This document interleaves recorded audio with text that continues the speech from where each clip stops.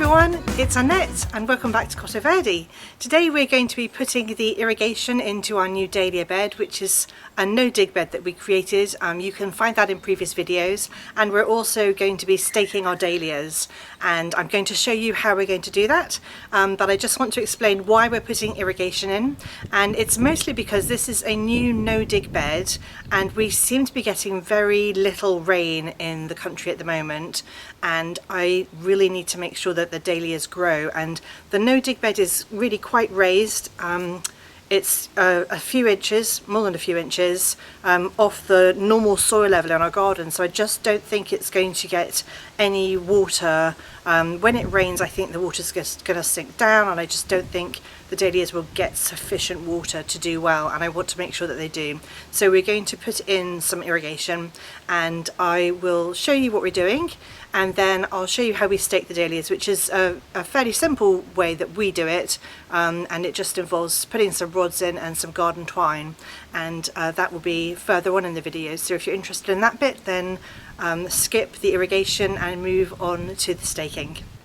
So the irrigation system we use is fairly straightforward. We do have the irrigation on timers, but we don't often use the timers. We tend to just turn the irrigation on when we feel that the beds need water, if we haven't had rain for a few weeks and things are looking a bit sad. But the timers are really useful if you go away on holiday, so we do have timers attached. The irrigation system tubing that we use has holes in it that are sort of pressured so that the water comes out at a particular rate through those holes, and I'll show you what it's like. It's really quite firm plastic tubing, and if it's not hot, the tubing is quite hard to get onto the connectors, and so we tend to use a jug of boiling water and we just dip the end into that if we're finding it difficult to get it onto the tubing. So I'll show you how we do that, and then it's just a matter of having the right connectors and stretching it out on the bed, and then we use some hooks to pin it down. If you're interested in anything that we're using today, I'll try and link everything in the description below, so just have a look in the description below. If you've got any questions about what we're doing or why we did it, then yeah, have a comment below and I'll try and get back to everybody. This is the plastic tubing that we use for our irrigation, and you can see, hopefully you can see, that there are holes every 30 centimetres.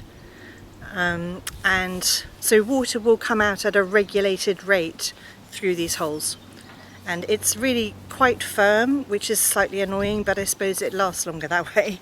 And then to connect up all the brown tubing with the holes, we have exactly the same stuff. Unfortunately it's black, but it doesn't matter, but this stuff doesn't have any holes, so if you don't want to water an area, then you just use this to connect it. So the other things that you'll need are barbed connectors. So you get things like you get like a corner with barbs on it that keeps the tubing on, and this is like a straight connector.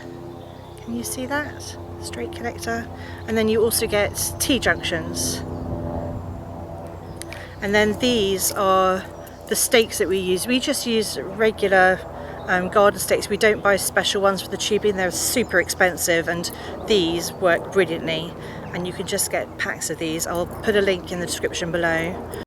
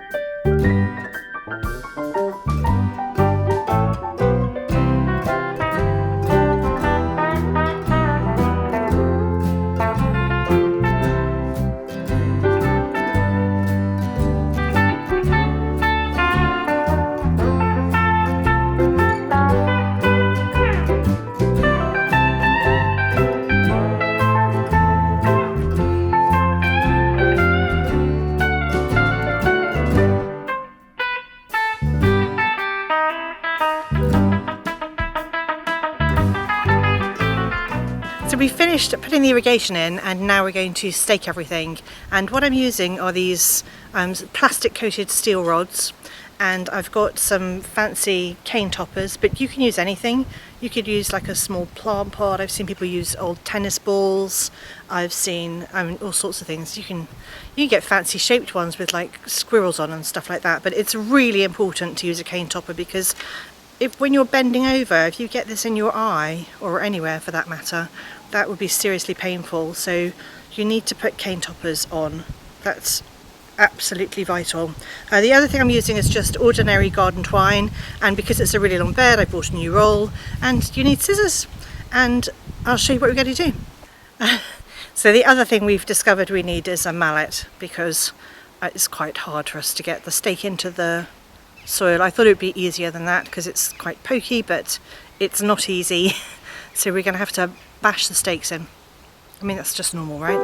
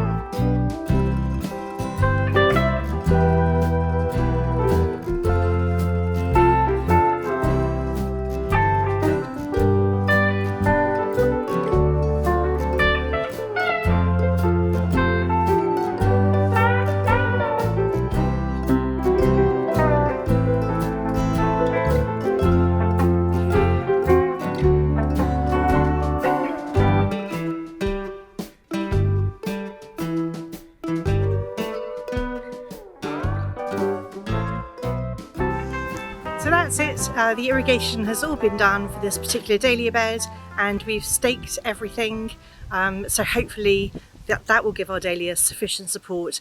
Again, if you've got any questions about what we've done or how we did it or why we did it and I haven't explained something well, then just put it in the comments below and I will get back to you. And I just want to say thank you so much for watching. I'll see you all next time.